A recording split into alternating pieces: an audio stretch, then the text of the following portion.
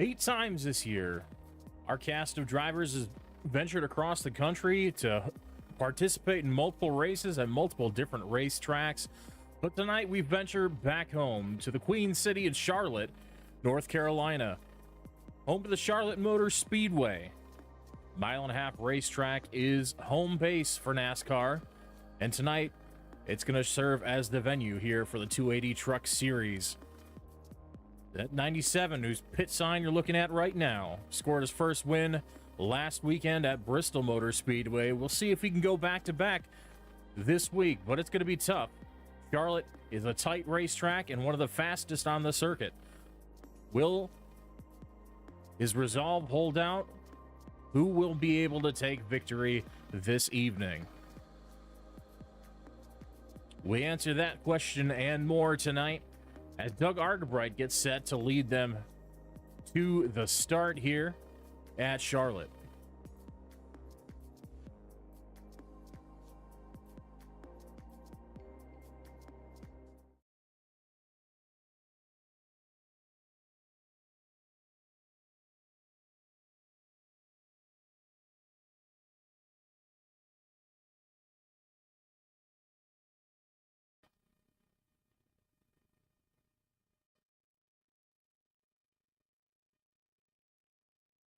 Bit of a late delay, but faster than me is definitely every single one of these drivers. I hope you notice the colors and everything are popping a little bit more tonight, thanks to a recent update to iRacing.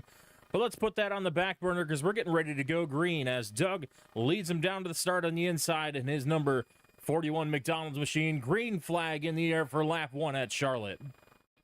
Crank Bell hot on his heels. Great restart for the inside lane. We got Daniel Jensen on the outside in that gold Coors Banquet Chevrolet, already on the hunt for the lead. Good separation so far for Doug. Pulls out to 2-length gap over Crank Bell. Tight battle back for that 5th spot. Right now we got Cody Schultz joining us for the first time in the number 30 Ghost Ford F-150. We see some contact with the wall. That's going to be Brandel Peasley in the 63.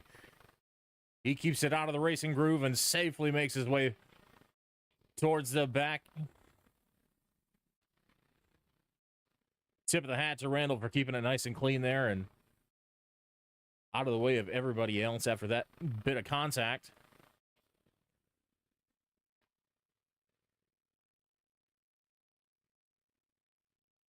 Argabright still out front by half a car length. The 14 of Bell closing quickly, though. Shadowing just behind them. The 29 of Jensen, the 30 of Cody Schultz.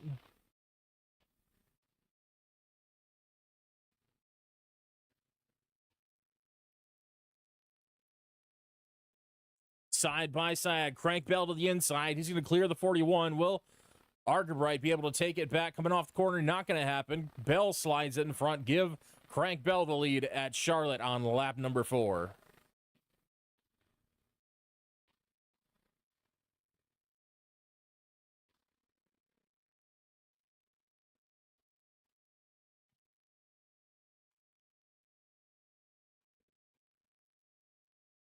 Now the battle for 3rd. Schultz hot on the tire tracks of the 29 Coors machine. Can he make anything happen for that 2nd spot? Not going to happen just yet. Let's take a look just behind them, side by side for the 7th position. It's Ed Salz and Blake Kelly. Kelly on the high side, Salz on the low side in the 51. Big slide job by the 97 and contact behind. Barry Knapp involved. Zach Laugen involved. No wrecking yet. Definitely not to beating and banging here at Charlotte early on.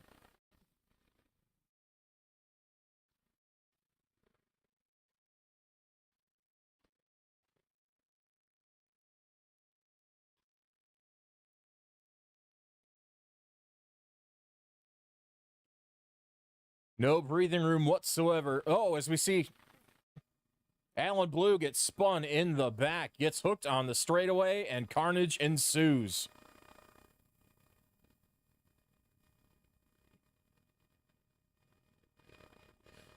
First caution of the night out here on lap number 7. The 23 goes for a wild ride on the back straight.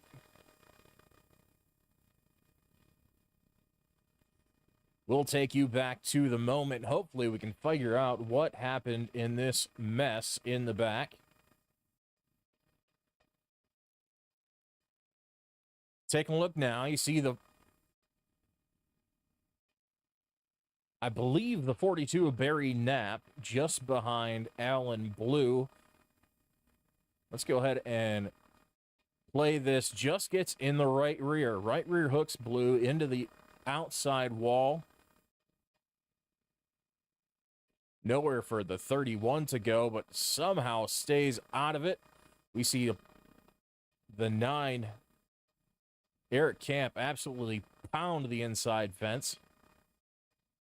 Subsequently hit by Josh Emerson, who had such a strong run at Bristol last week. See Zach Miller clipped the back of Camp's car up on the high side, trying to avoid, just nowhere to go with the entire track blocked at that point. Unfortunate turn of events here early for a lot of drivers who were fast last week.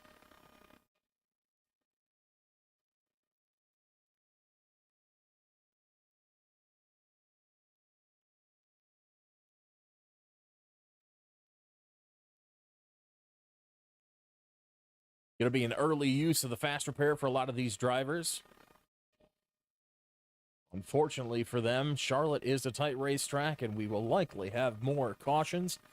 Plenty of room to pass in the corners, but Charlotte is a bit of a unique mile-and-a-half racetrack, and it tightens up to just barely 2 lanes coming off of turn 2 and turn 4. The track definitely throws you towards that outside wall as you exit the corner, and it is very hard to keep off of other drivers sometimes, as evidenced already tonight on several occasions.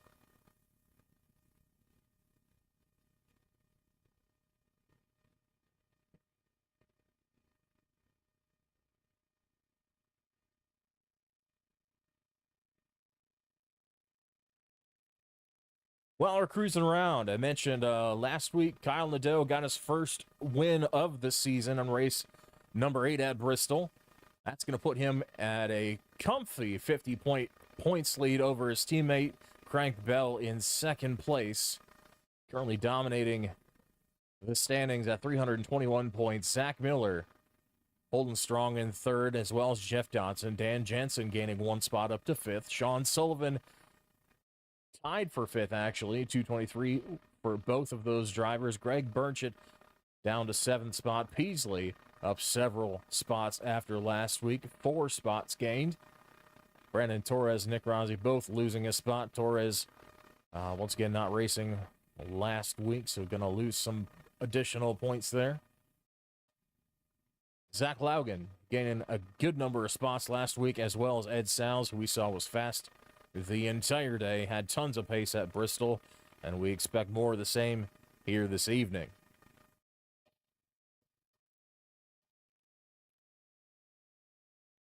As Pace Truck brings them around, we're getting lined up side by side, ready to fire them off once again. Come out on a turn 4 towards lap number 10. It's going to be Doug Argabright lead him off on the inside. Dan Jensen on the outside. Cody Schultz on the inside of row number 2 with Blake Kelly to his outside. Coming down to the green flag is Doug Argabright. In the Geico restart zone, firing off, green flag in the air, good jump on the inside. Schultz follows him through. Dan Jensen scrambling to hold on to that 3rd spot. Battle for 3rd right now as Ed Salz all over the back of Jensen, gets a little bit tight mid-corner and washes up the track. That's going to give opportunity to Devin Maines in the number 5, looking to the inside of Salz. Salz plants his foot down, though. Not going to have it just yet. Trucks are absolutely wide open on these restarts.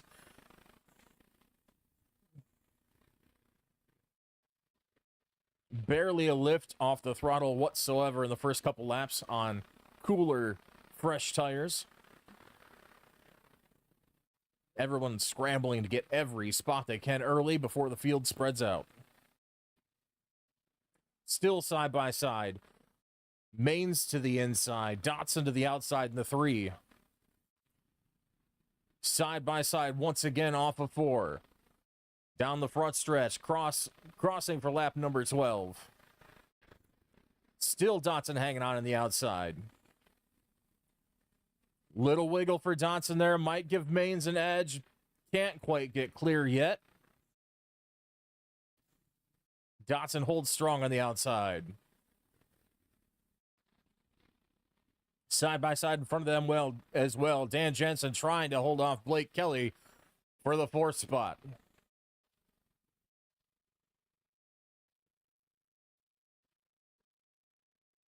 Highline looking strong early inside. Definitely fighting hard to keep up as we see the 31 of Aaron Mack start to enter the picture now. Thinks about taking it down to the inside of Mains, but thinks better of it. Tucks back in line. Just ahead of them, the 7 of Kelly's going to take over that 4th spot from Jensen. Slot Jensen back to P5.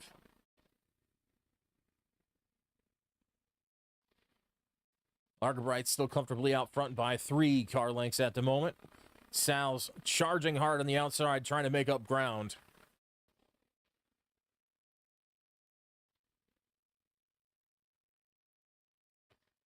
Looking inside now. Sal's is going to fire it to the inside. Not going to be able to clear Argabright off of 4, though. They're going to be side by side coming to the stripe. Across the line, advantage Argabright. He's going to take over that 1st spot. And look out, here comes Coley Schultz on the outside. He challenges Sal's for 2nd. Bit of a traffic jam. Sal's cleared himself. Schultz got the run. He's going to fire it to the inside this time.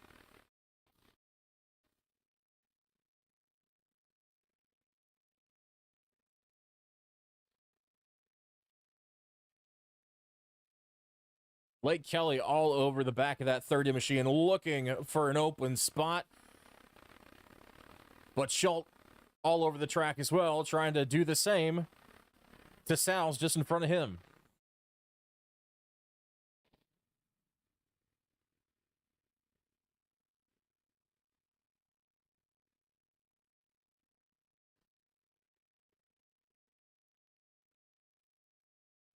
Schultz looking inside now, gets position on the quarter panel of the 51. He's going to try side drafting to drag him back into turn 1.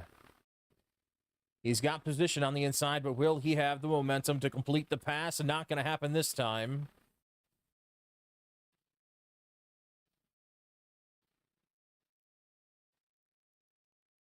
Meanwhile, the 41 Argabright is loving this. Keep that side-by-side action going behind.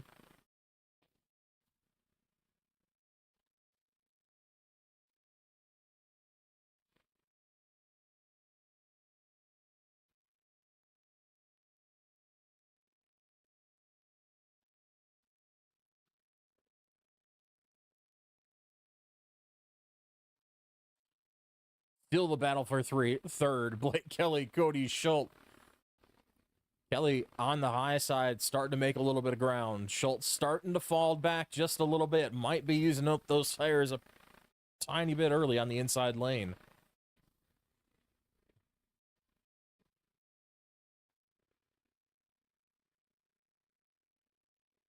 Still side by side. Schultz with the advantage on the inside. He's going to clear Kelly coming off of 2. Slotting in front. Will Kelly dive back to the inside? No, he's going to lose that momentum, tagging the fence. Mains sneaking back in the picture, all over the bumper of the 29. Almost got him jacked up a little bit in the corner there for a second.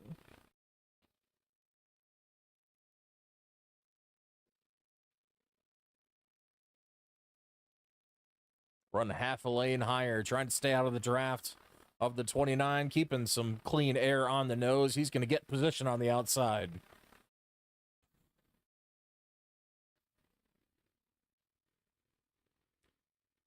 Still hanging on to the door, just barely coming off of 4. Jensen almost had him cleared, but Maines toes his way back to the inside off the draft of the 7. Back to the outside, rather. Advantage Maines now going into 2. And he cleared Jensen coming off the corner. He's going to have a little help from the 97, taking a little bit of drag off that rear spoiler. He's going to push his way through, give Devin Maines that 5th spot. Like he was shot out of a cannon. Kyle Nadeau, now up to 6th. Was just in a 3-way scrap for 10th. And has since, in the following 3 laps, worked his way all the way up to 6th. And he's slicing his way through this pack as well.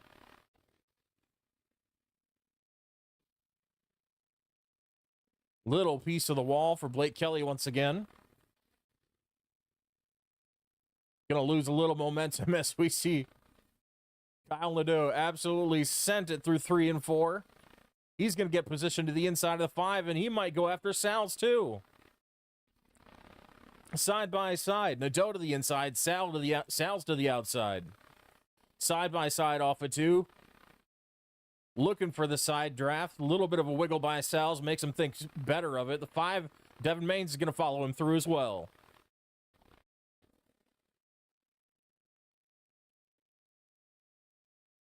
Top 2 have broken away from this pack by over a second at this point. Cody Schultz, 0.7 up the road. Argerbright even further. 1.7 up to Argerbright as we see Nadeau get clear for 3rd.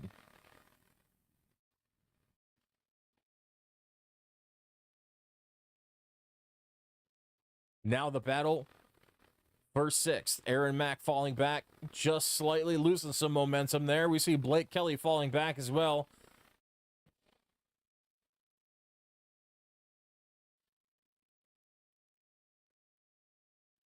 A battle here for 6th. Kelly has it. Mack wants it. Can't quite get clear off of 2. He might try the slide job. Nope, not going to do it.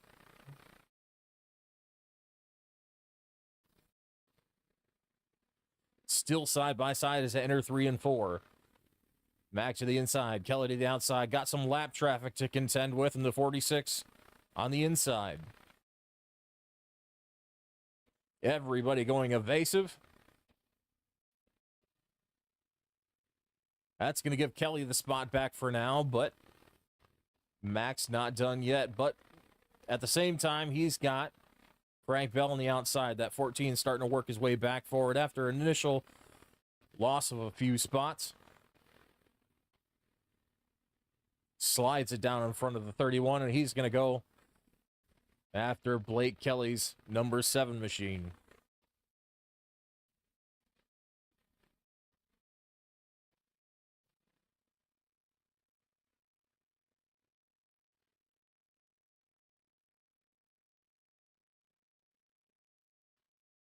Bell painting the line. He's going to go up and block the run by the 7 on the outside. Use him as a little bit of a boost to keep himself clear of the 31. He's going to run half a lane up now and try to block both. Working well so far. Bell gets himself a gap. He's going to assume that 6th position and go after Maines.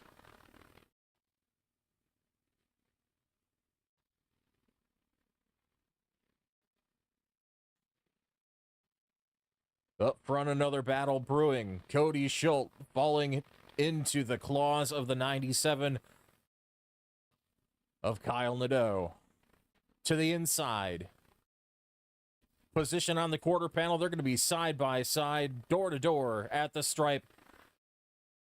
Nadeau to the inside to turn 1. Schultz going to surrender that position. Maybe go for a cutback here. Not going to happen. Too much momentum for the 97. And Kyle Nadeau is going to set sail for Doug Argerbright.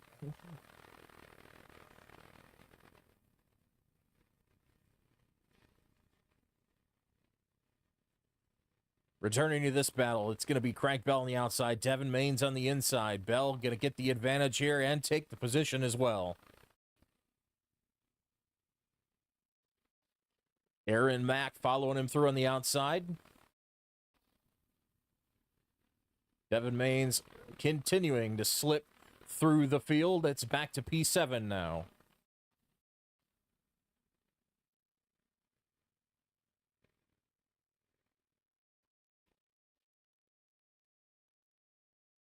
Another new face in this pack, Barry Knapp in the 42 machine. He's making himself known in the top 10. After a little bit of early contact in the first caution of the race, he's worked his way back inside the top 10. Is looking for more spots. Zach Miller gets a little piece of the fence up top. He's lapped down.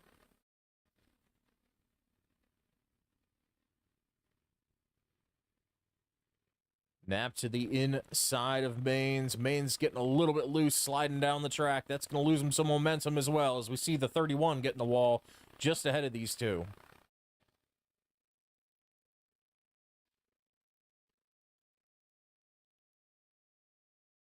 Still side by side. Maines hanging on that outside lane.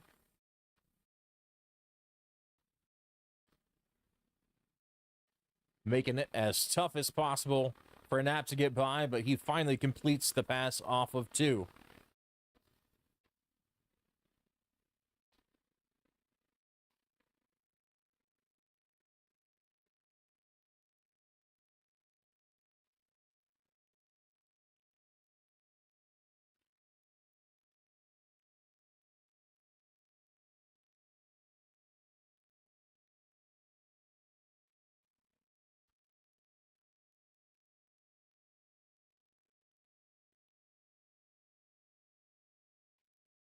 Up at the top spot. Trading just a little bit. Nadeau has already run down and passed Argabright. Argabright not done yet. He's holding on to the quarter panel of the 97. It's all for naught, though. Nadeau squeezes through on the entry to turn 1 and assumes the lead here at Charlotte.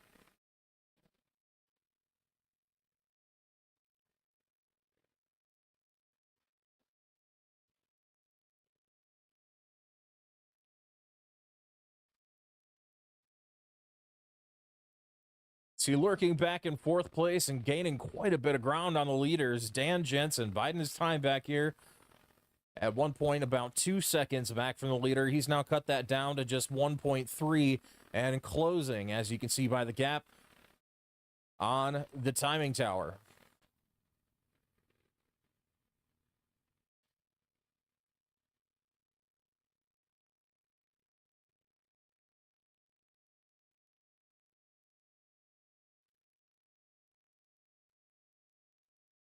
Jensen picked up 1 spot in the point standings last week at Bristol, looking to continue that march toward the top of the board this week.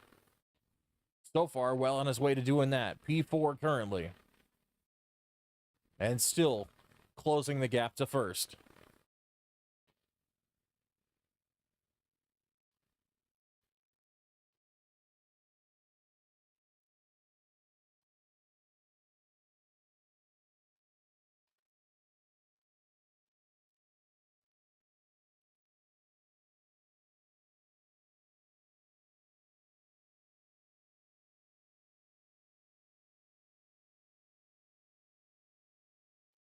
Back at the battle for 5th.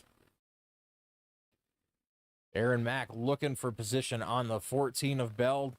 Got a little bit loose off of 2. Didn't make it happen. Lost a good bit of momentum. He's going to hit pit lane this time here on lap 38. Nearly halfway already at Charlotte. Gets it woed down into the pits. Several cars into pits already, including Eric Camp, Sean Sullivan, Zach Laugen, Blake Kelly, Barry Knapp, and more. Meanwhile, it's still the 97 Lowe's machine of Kyle Nadeau out front.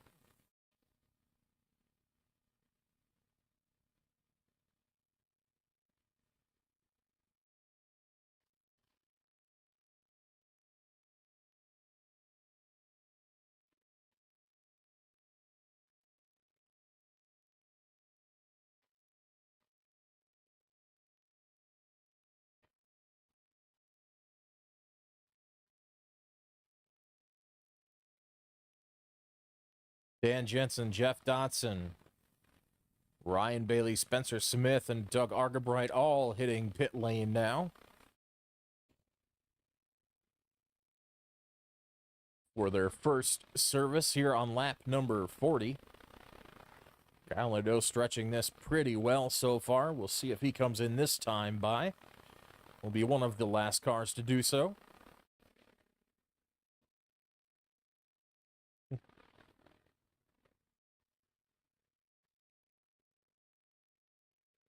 Nadeau pit back on that first caution on lap 7, so he's going to have a little more fuel in reserve than the rest of the field, who is coming in for their first stops. We'll expect to see him a little bit later, probably around lap 45.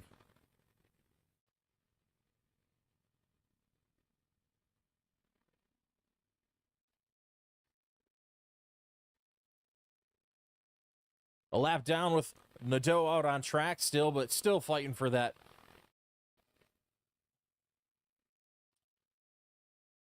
That'll be third spot currently. Sorry, second position. Crank Bell, Dan Jensen.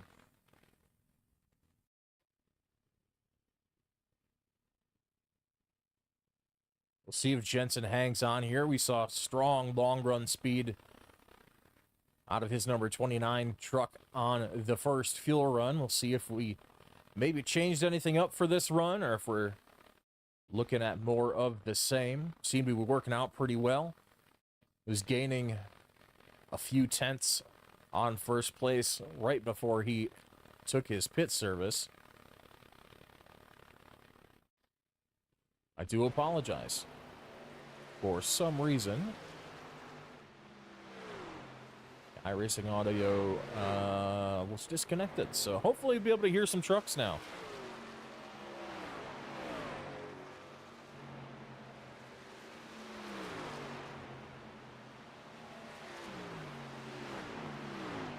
Bit of a gaggle back here. Stack up between the 42 and 7. That's going to be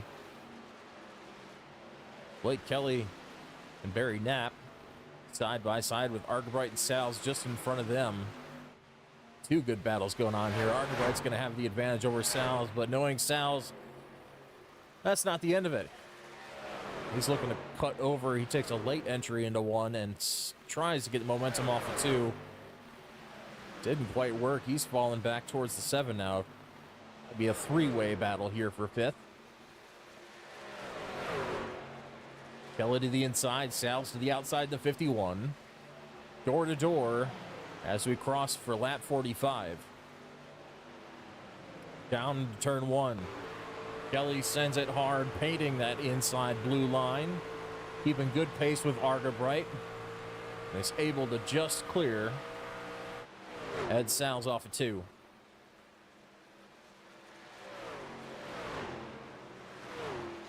Leader just now coming in for pit service here on lap number 45.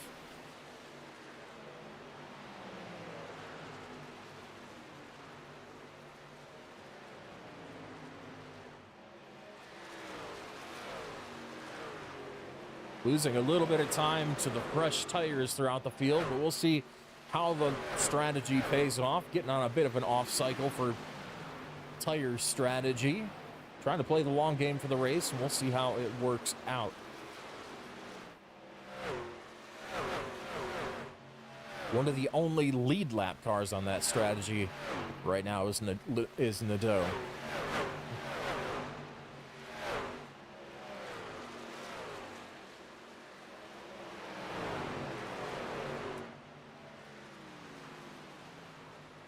So as it cycles out, Frank Bell is going to assume the lead. Dan Jensen rides in second. Doug Argabright, Blake Kelly here battling it out for third.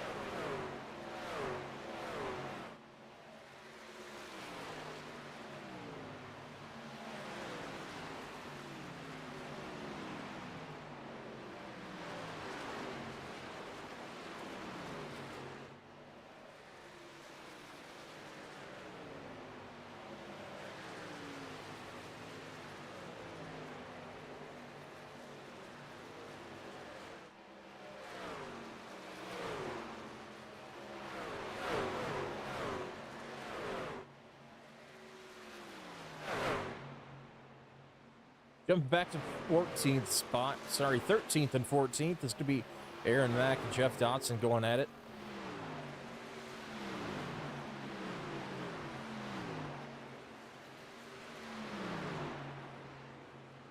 Closest battle on track at the moment, with pit cycles spreading the field out pretty effectively.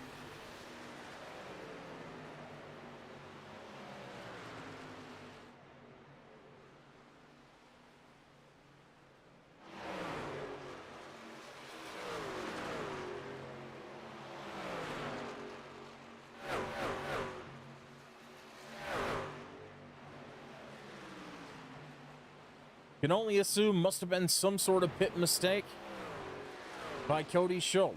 Looking back here, Schultz falling down to 16th spot. See, not too far in front of Bell.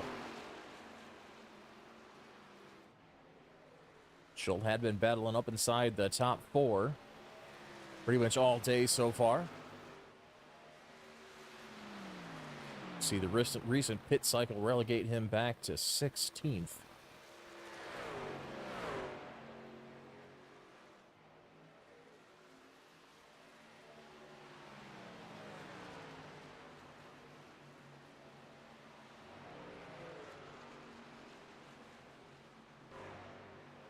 Take a look up here. We got another battle going on. That's going to be Spencer Smith taking that spot from Ed Salz. Moves Smith up to P7, someone we haven't talked about yet today. Can't help but talk about it at some point in the race, because he's always got something going on at some point. Always competitive and finds his way to the front.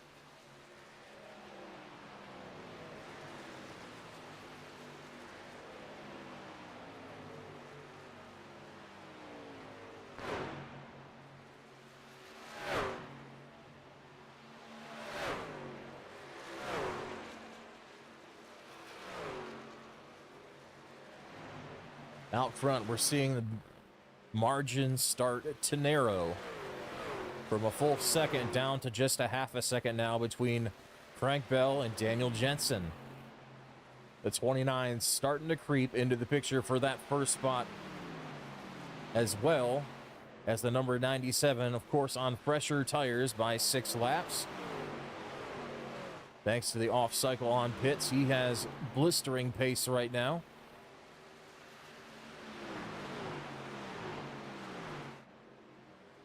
We'll give you an idea of just how much faster even just 5 to 6 lap fresher tires can be here at Charlotte as they cross the line this time. Your leader Bell did a 31.77 second lap. Kyle Nadeau with a 31.37. So 0.4, nearly half a second quicker per lap for the 97, with just 5 laps of difference in tire wear.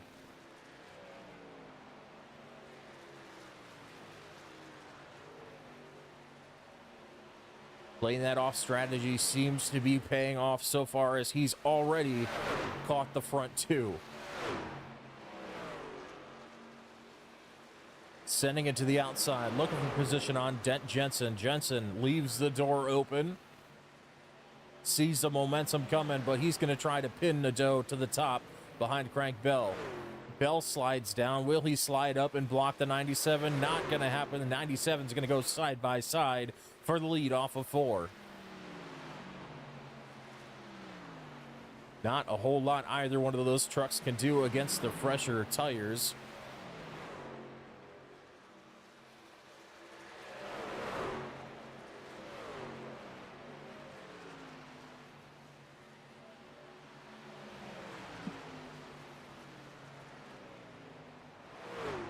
Jensen still fighting for that position from Bell, though. Forces him up the track just a little bit. He's gonna nearly clear.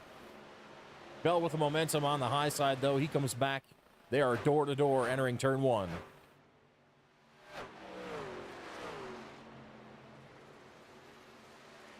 Still door to door off of two. Advantage Bell with the momentum off the high side. Just behind them, Doug Argerbright. Sorry, not just behind them. 3 seconds behind them. Apologize, I saw a red truck and assumed it was Argerbright. That's going to be Alan Blue, actually. It's a couple laps down, not a factor in this particular battle.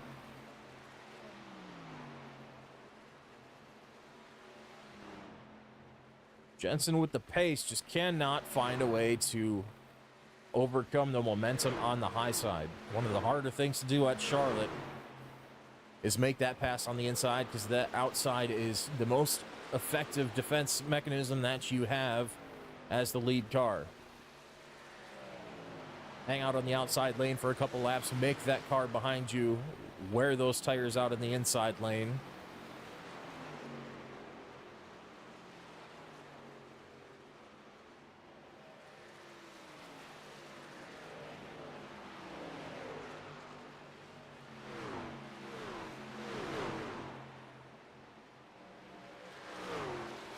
Jensen now searching. He's going to go a half a lane up, trying to search for some kind of momentum, some kind of advantage over Bell.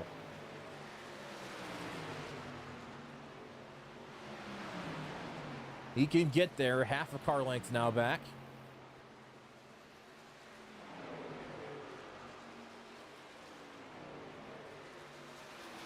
Bell shading just slightly higher through that corner. He's going to keep the momentum. Alan Blue on fresher tires looking to make his way by the 29. I think that he's probably going to let him go by, no contest.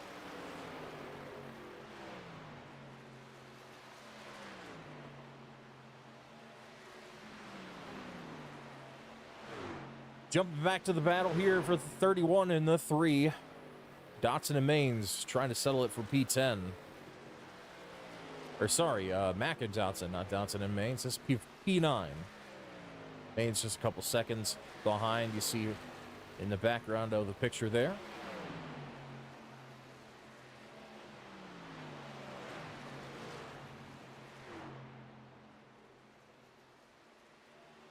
Little bit loose off of turn 2 there for Dotson. Gonna lose some momentum. 2 car lengths back.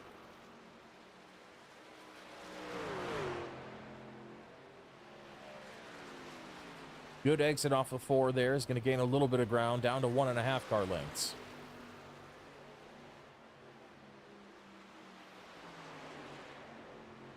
Shallow entry into 1. He's going to wash up a little bit in the wake of the 31, taking some of the clean air off the nose of the 3, but he's still got momentum off the corner, down to 1 car length into 4.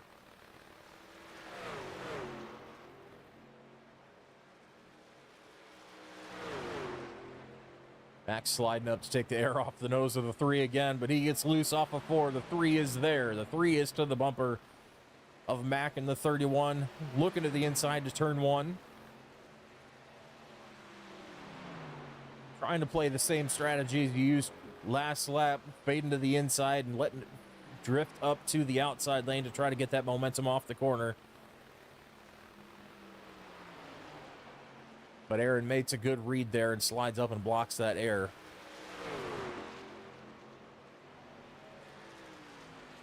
Once again, a little bit loose off of 4 for the 31. That's going to allow the 3 to hang there just 1 car length back and closing.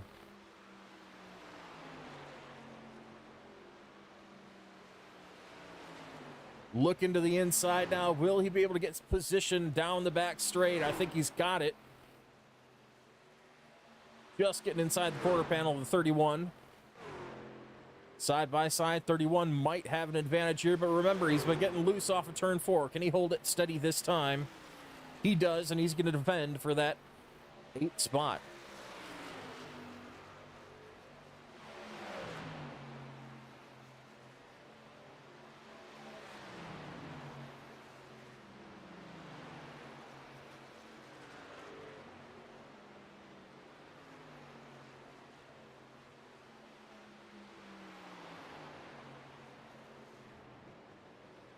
Little bit of a wash up for the 31. That's going to give opportunity to the 3, and he's going to have momentum off of the corner back across the stripe for lap 70.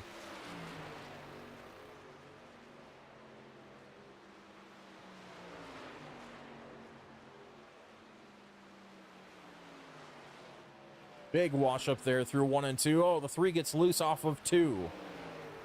Momentum lost for the 3, keeping it tucked on the inside lane. We'll see if he comes in this time. These drivers going to start pitting within the next handful of laps.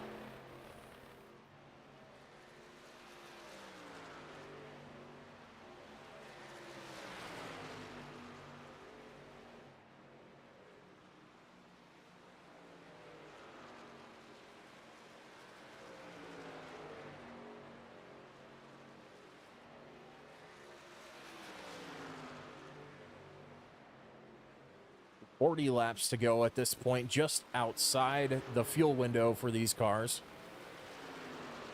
About 34 to 35 laps is the most they're able to go.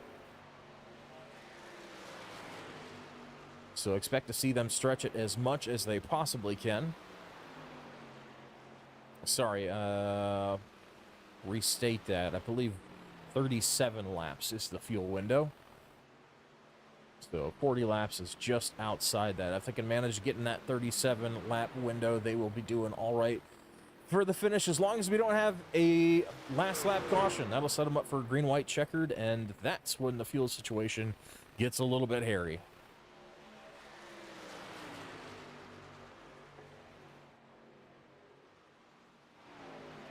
Jumping back here, Cody Schultz cut Devin Maines for 10th. Let's see if he can make the pass here into 1.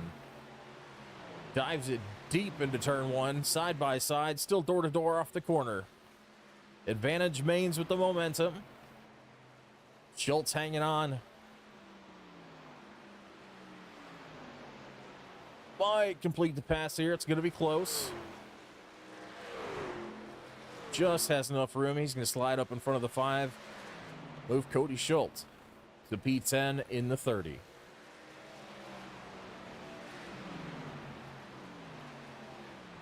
Pit cycles beginning. We see Zach Laugen coming back out on track on the inside. Barry Knapp to pit road, as well as Crank Bell in the 14. Blake Kelly in the 7. Coming down pit lane for service from the 14th spot.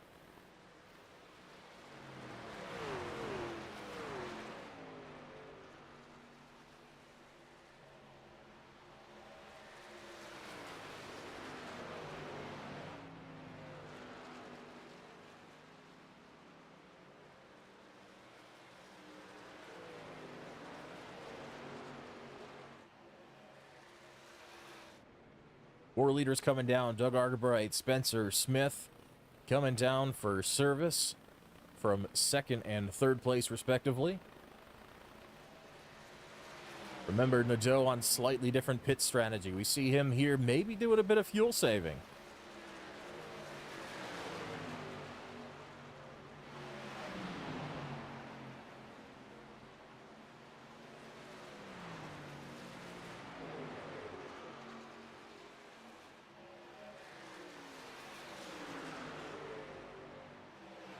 Then again, maybe not. That 24 on fresh tires isn't really passing him. Oh, I spoke too soon. He is passing him rather quickly. See Schultz dive down to pit lane. Little bit of wall contact there for the 5. Shouldn't be too much of an issue.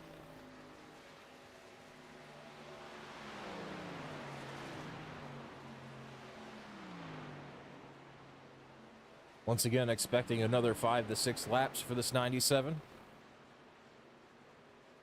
Depending on how far he can stretch the fuel. This He's one of the only lead lap drivers who should have enough for the eventuality of a green-white checkered finish at the end of the race.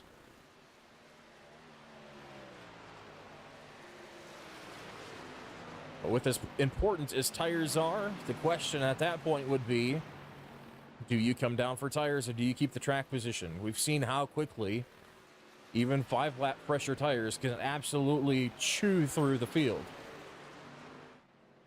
So if it comes down to that, 2 laps to go, do you come down and take tires?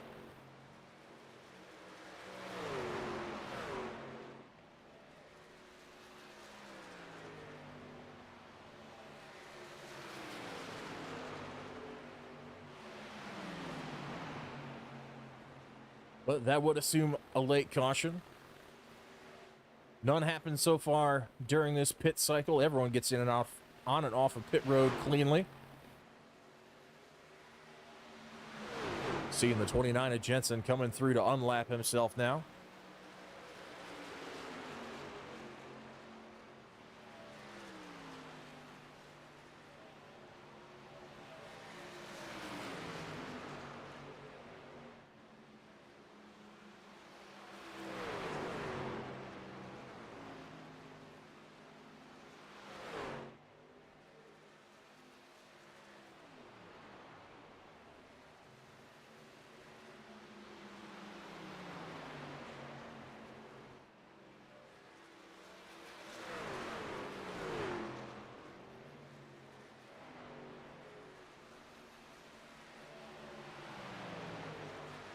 Nadeau pit road. Give Jensen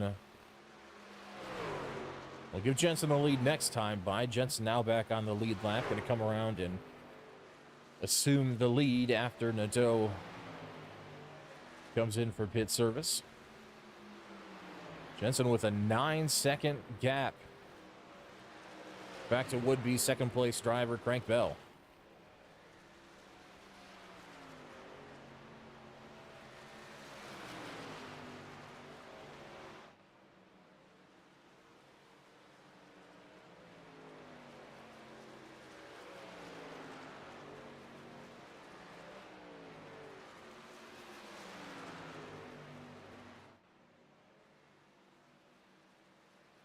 Fewer survivors through this pit cycle. Hanging on to the lead lap. We'll see quite a few more go down another lap.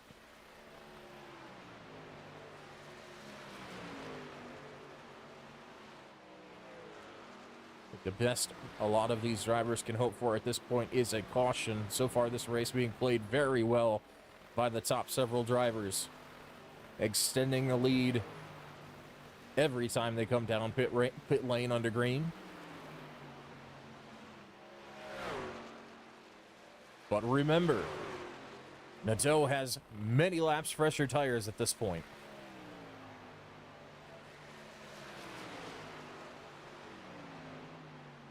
Jensen last pit at lap 66. Nadeau just pit on lap 80. 14 lap fresher tires for the 97.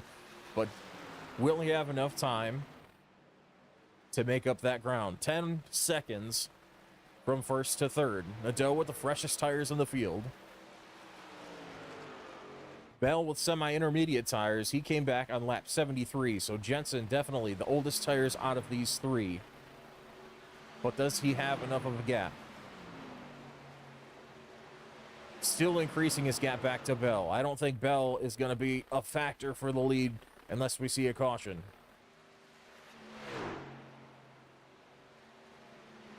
Big gap. You see Bell and Nadeau just coming into frame as Jensen set it down into turn 3. That's your gap, just over a straightaway.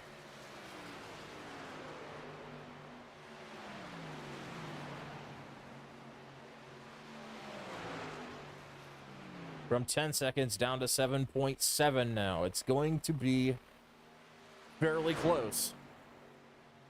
But remember, these tires will start to stabilize a little bit. They will start to even out over the course of the run. That advantage for the 97 is going to become much less as we get toward the checkered flag. Jumping back here, we got a battle for third. Argabright catching Bell, and he's going to cruise on by on the outside quite handily.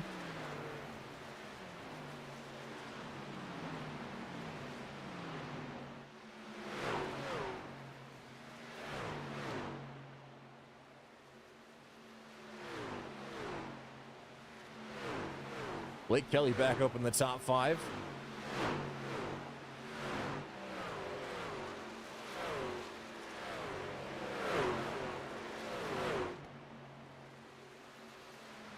Trying to work his way around the lap car, Devin Maines, making it a little bit hard on him, and that's allowing Smith to enter the picture in the 56 just behind. Kelly finally able to get by. Let's see if Maines puts up as much of a fight for the 56.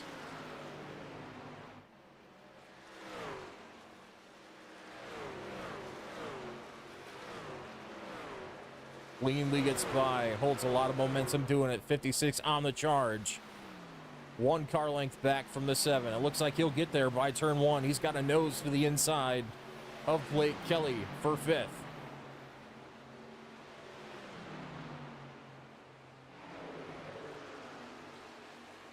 He's going to close the door. That was a mighty bold move. Put the slide on Kelly. Spencer Smith in the 56 making moves here towards the end of the race. Up to P5. Now on the hunt for P4. 3 seconds up the track.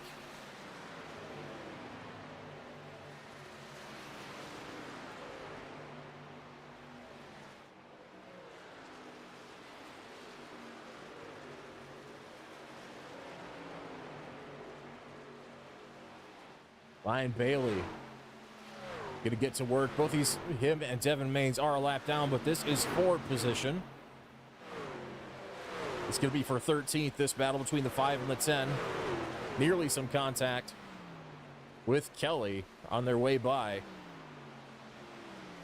As Kelly's gonna fall into the clutches of the 42 truck in just a moment. Potentially lose that 6th spot as well. Side by side, Maines and Bailey. Bailey with a fender to the inside. He's going to be looking into 3, door to door through the mid-corner.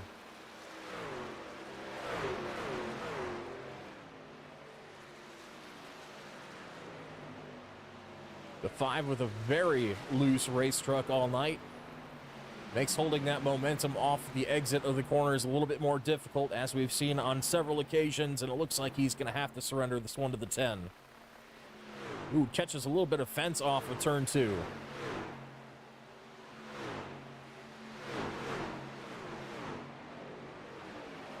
Back up front. He had the time. And then some. 19 laps to go. 97 has caught Dan Jensen for the lead and quickly scoots on by the 29.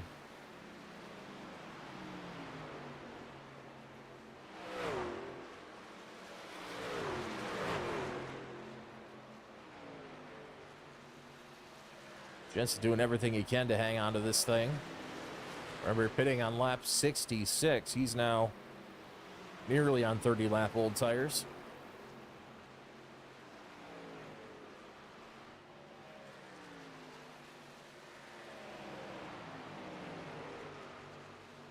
His thoughts now definitely going to be trying to maintain that gap back to Argabright in 3rd place. Holding a pretty consistent gap at the moment. And actually stretching it ever so slightly.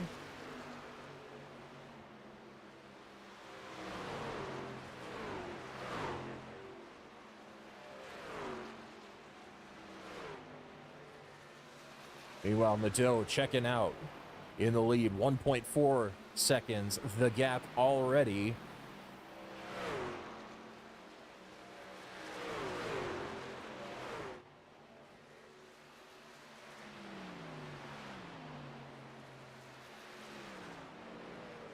Jumping back to that battle for 12th. Ryan Bailey has it. Cody Schultz wants it. They make contact. Door to door coming to the line. Schultz gonna make his way through cleanly, but just barely as they smacked doors coming off of 4. Able to show it up to 12th now, looking for Eric Camp.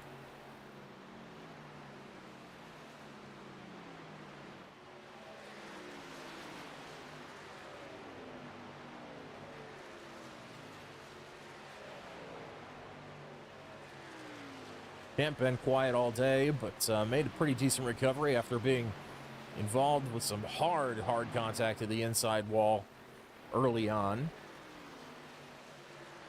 Back up in the 11th position.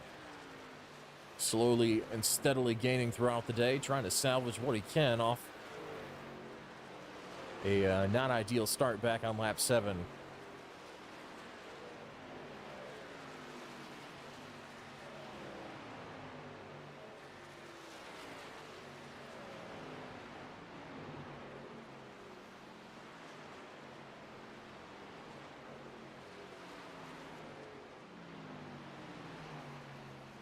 Field spreading out quite a bit at this point. The gap to second now 3 seconds. As that gap to third behind Jensen begins to narrow. Jensen with just a 1.5 second advantage over Argerbright now.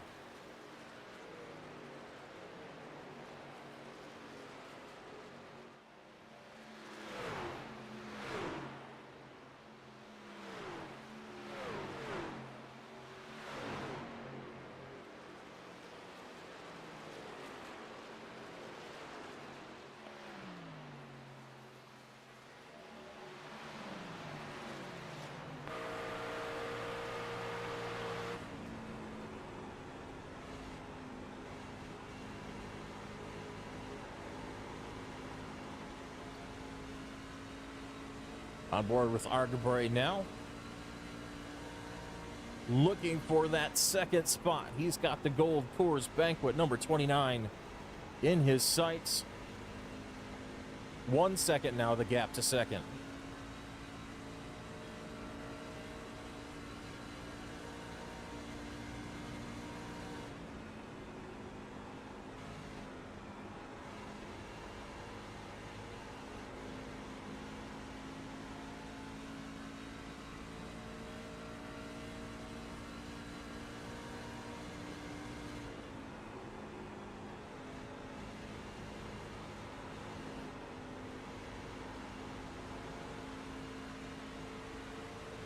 Big slide off of 4 there. That's going to allow the lap car Laugen back by.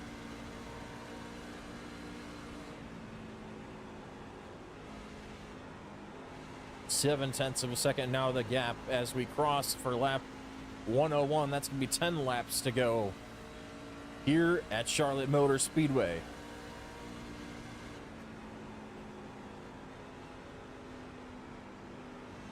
Arkwright trying to keep it tidy, preventing any big slides as we see a big tank slap right at the 29 just ahead of him.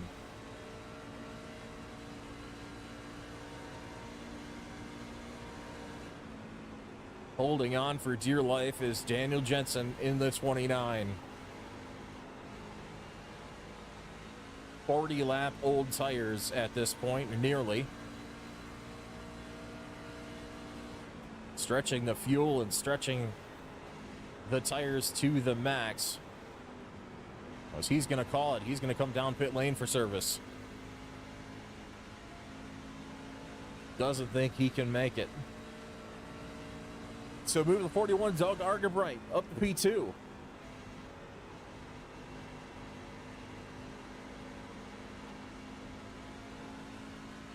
A little farther back. Take a look back at the 5th place battle. The 4th place battle, actually, that's going to be between Spencer Smith and Barry Knapp. Blows down to 2 car lengths. Barry Knapp running him down, trying to grab that 4th spot before the finish as we come to 6 to go this time by. Closes to half a car length. He's looking on the outside lane. Let's see if Smith defends high. He's going to give him that high line. taking a late apex to the corner, trying to make that momentum work. Didn't quite work. A little bit of a slip toward the exit for the 56. That's going to give the advantage to the 42, and he completes the pass before turn 3.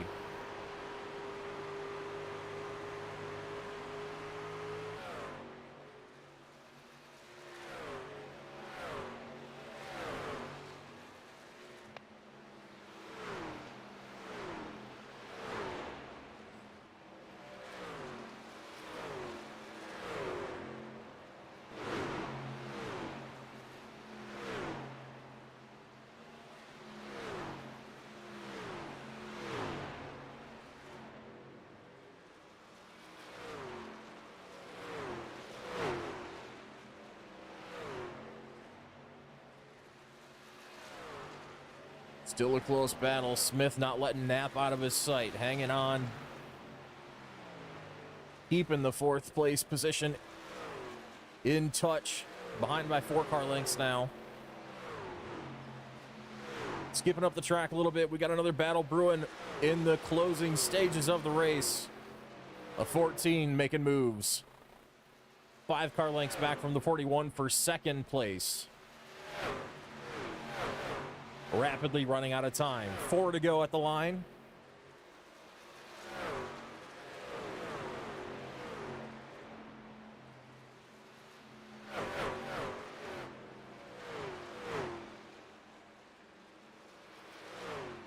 Down to 2 car lengths now. Crank Bell, the Tennessean, looking to get it done and make it a 1-2 finish here for the Lemon Lawyers. Can he get up there and close the gap to Argabright?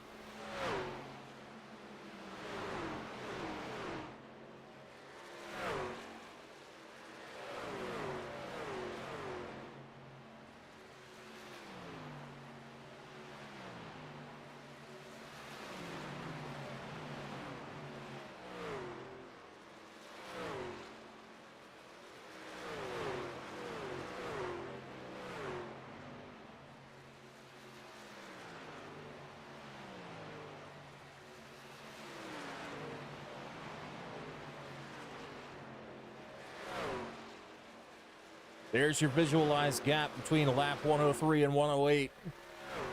Closing consistently is Bell, as he's just 1 car length back now.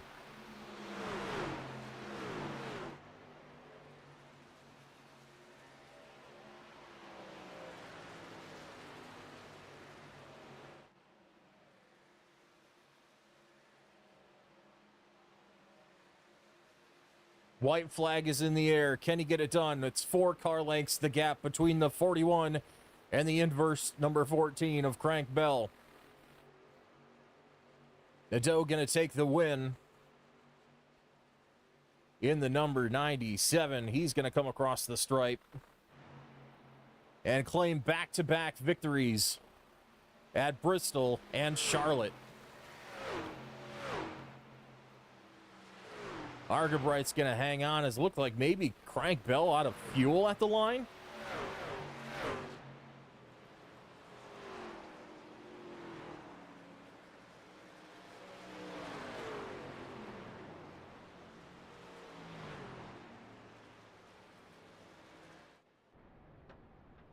Confirmed, Crank Bell out of fuel at the line. Held on for 3rd, though. Not a bad result at all.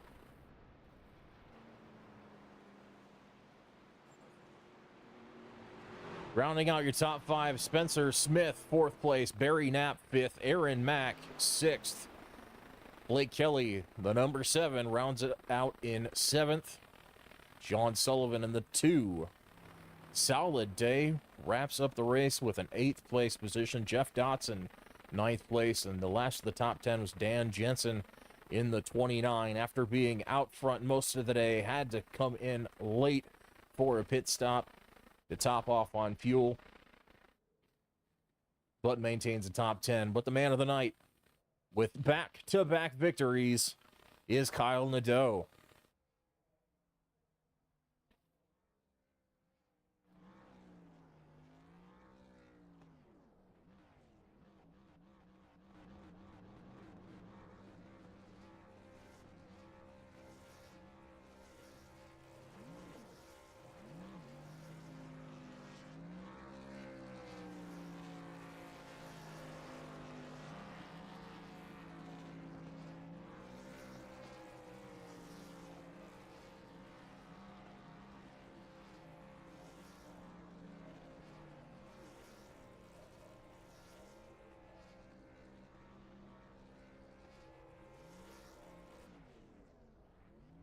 Burning it down here, the home of stock car racing, the Queen City of Charlotte, North Carolina.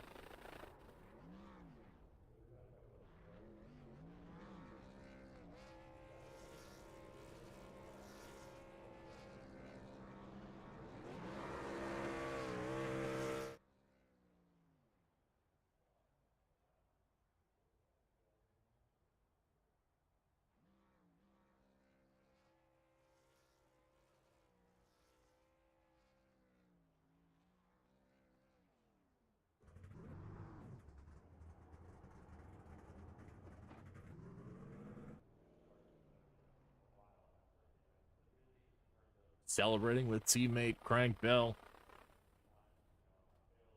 Might be hoping for a cooperative burnout, but might not realize that Bell's out of fuel.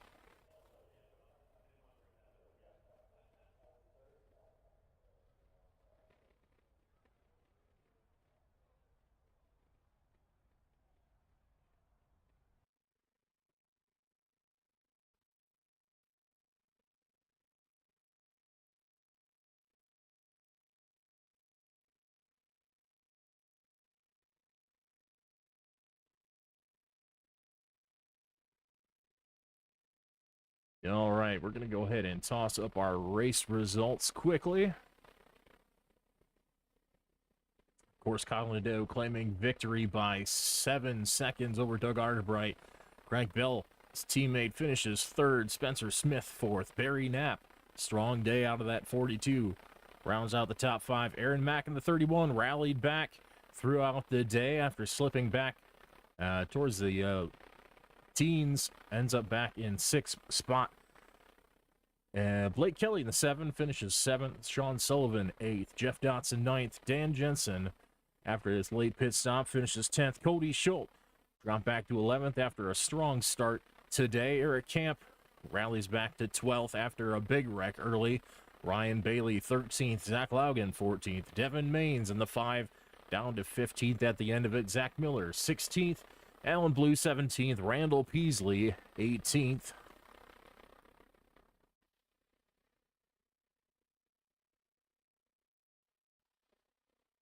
19th, Brendan Odell in the 82. Kept it out there all day and gained a few spots throughout. Ed Sal's in the 51. Finished P20. Mike Morker in the 46, 21st. Josh Emerson in the 73 after some trouble. Ended up in 22nd. Nick Rossi in the 23. Out early. Finishes 23rd. Greg Birch at 24th. That is your race results for today. Go ahead and see if we can get the top finishers queued up in chat real quick. Get some interviews and insights on how their day went.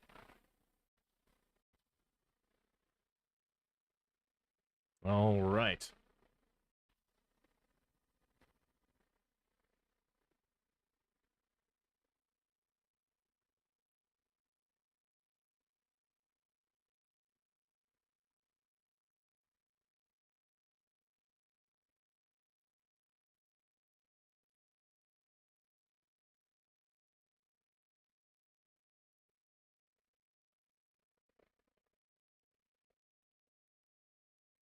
Let's go ahead and get our 6th place finisher, Aaron Mack. Let's bring him in.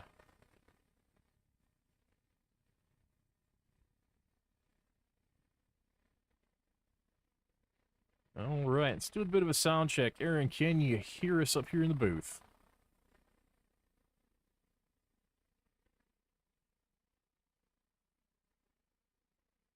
I got nothing from you. Can you hear us in the booth?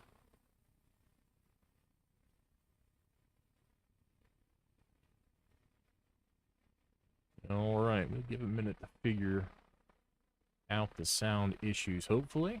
Let's go ahead and hear from our 3rd place finisher, Mr. Crank Bell. All right, let's hear a word from our 3rd place finisher. How you doing tonight, Mr. Bell? And once again, we are not hearing you. Let's see if we can check some settings real quick to get this sorted out. All right, let's try that again. Now we got you. Let me get you, all right, give me one more check, please. Okay, we're going to have to change something real quick in sound settings.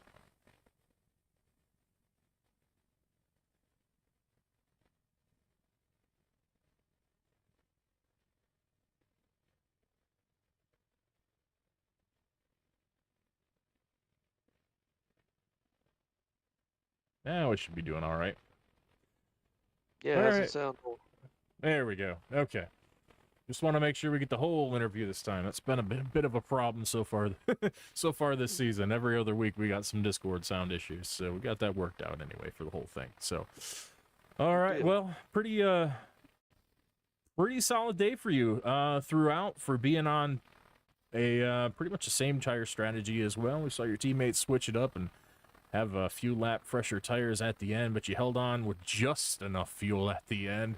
Take us through that last run and what you were thinking, and how'd you end up having just enough to make it, and were you concerned about a possible caution? Take us through your thought process. Yeah, I was actually hoping for a caution. The strategy started from the beginning. I knew if we could get 37 laps in, that was going to be the max run and we could stop twice and make it. So when that early caution came out, Kyle and I both decided to jump in the pits and top off. And it worked out well for him in that little second full run. I guess it was the first full run. Somebody got sideways in front of me. I had to check up hard. I ended up having to push really hard to try to catch back up, and Kyle was pretty much gone at that point, so I decided to sacrifice the extra laps of fuel that we got and short pit him and try to catch him that way. But it just didn't work out. That last run, from the get-go, I was right on the number to finish the race with fuel. I ended up clutching through several of the turns, trying to save what I could. Actually ran out of fuel in the middle of 3 and 4 on the last lap. Coasted to the finish. Yeah, we thought we were gonna get a pretty good battle for second at the end. We saw you had it down to half a car length on several occasions, but never knowing the whole time that you were just pretty much had fumes left in the tank. Probably Yeah. hoping for I a was little bit actually more to trying the to pickup. I was actually trying to draft Doug a little bit there. I knew he stopped one lap after me and was probably not worried about it. Or not near as worried as I was, but yeah, I couldn't really push it until there right at the end and I pulled right up on him and didn't have time or fuel to finish the job. So third place ain't bad. I'll take a podium, sure. Yeah, third place cutting it so close on strategy, definitely not anything to be ashamed of, for sure, because we saw quite a few strategies not work out today, and ended up with a couple guys who were up in the top five for most of the first half, end up back in the teens, a lap or two down throughout the pit cycles. So definitely played it right, even though it didn't go the way you planned. And congrats on a solid day overall. Do you have anything else you'd like to add throughout the day? Any other interesting moments that you can think of?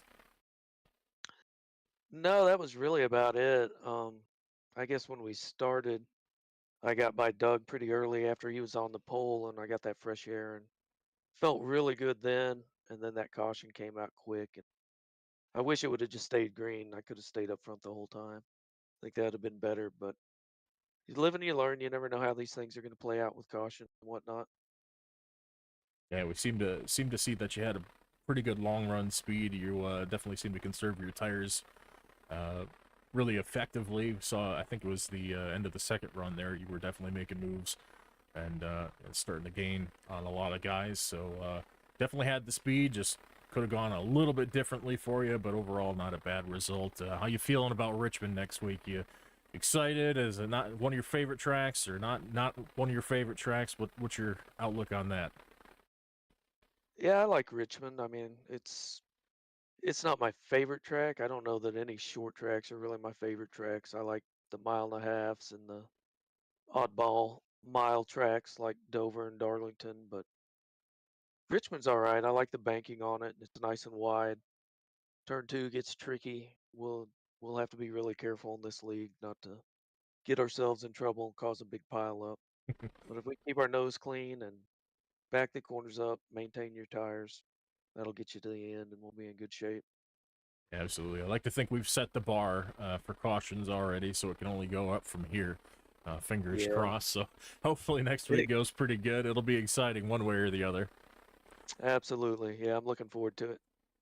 All right. Well, thanks for taking the time with us. So go ahead and let you go for the evening. Congrats on that top 3 once again. Thank you, sir. Appreciate you. All right. You have yourself a good night. You too.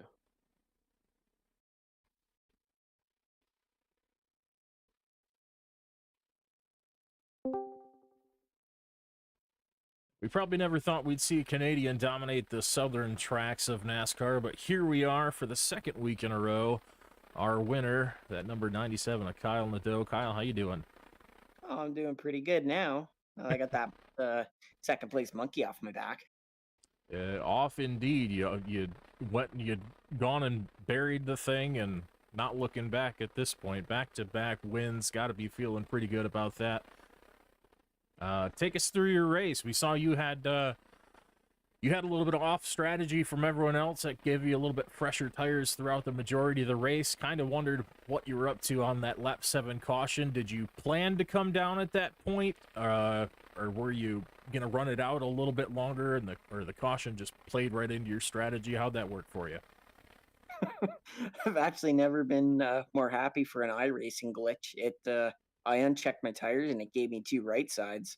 So, well, if caution doesn't come out and I run this tank out, I've only got to stop one more time and I'm set. And yeah, finally had a strategy go my way, and no caution came out towards the end, and here we are again, back in victory lane. Back indeed. Pretty solid night for. Did you have to? I wondered a little bit if the tires would balance out over the course of the long run, and they didn't really seem to. It seems like you held on to that advantage pretty much the entire run, which was a bit surprising to me, at least. I thought we'd see some equalization at the longer it went on, but really you seemed to hold that right around 4 to 5 tenths advantage the entire run. Is that something you expected, or was that just a happy surprise? I think yeah, it's just kind of just a happy surprise. I know iRacing did some major update changes with the tire, and I thought it was great. Like the tire felt really nice and grippy in certain areas. Towards the end, once the track started to transition, it started getting loose out of three, or sorry, out of four. And then I was just backing up the corner and just not buzzing the right rear off the entire time. It's Charlotte's a track you have to be nice to, kind of like Darlington, where if you're nice to her, she'll be nice to you and your tires. Absolutely. That's definitely the story of the night for a lot of drivers. We're just taking care of them. We saw some comers and goers, a lot of guys burning them off, and like you said, buzzing that right rear off of 4 quite a few times. We saw tank slappers, we saw door banging on the fence, we saw all sorts of stuff like that. So beginning of that last run, though, you saw that, what was it, a 14-second gap to first? How'd you feel about that at the time? Did you think that was doable, or were you just hoping? I kind of figured Daniel had to pit again because I think he pitted with 43 or 44 to go. So I just figured as long as I don't smack the wall off of 2 or spin out and touch the apron and collect a bunch of guys, I should be good towards catching him. And I didn't expect him to catch him that fast. That was just wow. That was insane. Gosh, I shocked myself. Yeah, we're definitely surprised on the broadcast as well. We said, oh, he'll probably catch him by the end, but sure enough, probably, I don't know, 8 laps later, we're watching another battle, and we see the Delta close down to nothing for the lead. Switch back the camera just inside to see it just fly by, and it was just over from there. Never looked back, obviously. So great race there, and definitely some surprises for everybody along the way, I think, as far as how the new tire was going to work. And overall, Charlotte's Charlotte. It's always been a really important track for having fresh tires, and proved to be the same even with the new updates today. But overall solid day. You played the strategy to perfection, and there really wasn't anything anyone could do about it. Anything you'd like to say before we wrap up for the night? Shout outs, of course. Saw your teammate come in third there, barely squeaking it across the line with the empty tank of fuel.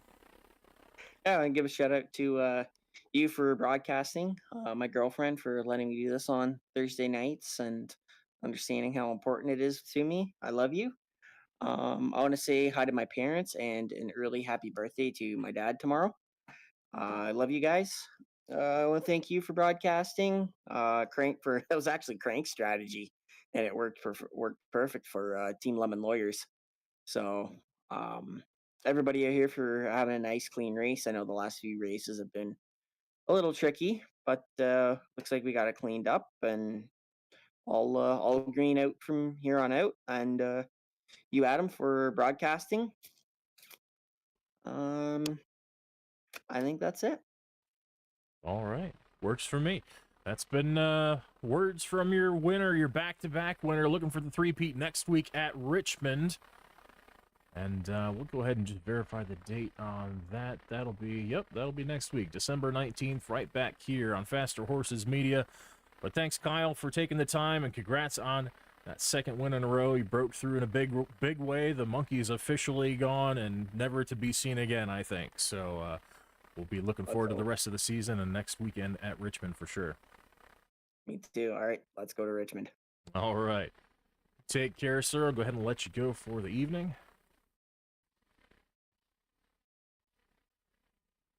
All right. We didn't quite get the opportunity to plug our sponsor, but we're going to go ahead and do that before we wrap up tonight. That, of course, being 614 Designs. That is our own Zach Miller, our league host and organizer. You can find him on Instagram. Check out his designs at 6.1.4_designs. And, of course, Zach D. Miller on Trading Paints. Go ahead and DM him on Instagram if you would like a custom design done for your race car here on iRacing, and he can help you out and get you looking good there on track, just like so many of these other drivers in this series. That's gonna do it for our events tonight. As always, I've been Adam LaVox here for Faster Horses Media on YouTube. If you liked what you saw tonight and you'd like to see more, and you haven't already, go ahead and hit that follow button, hit that little bell if you want notifications when we go live so you can watch these events as well. And we hope to see you right back here next week for the 280 Truck Series when they tackle Richmond, Virginia. Once again, that's next week, December 19th, right back here at 9 p.m. Eastern Time. We hope to see you then. But for now, good night.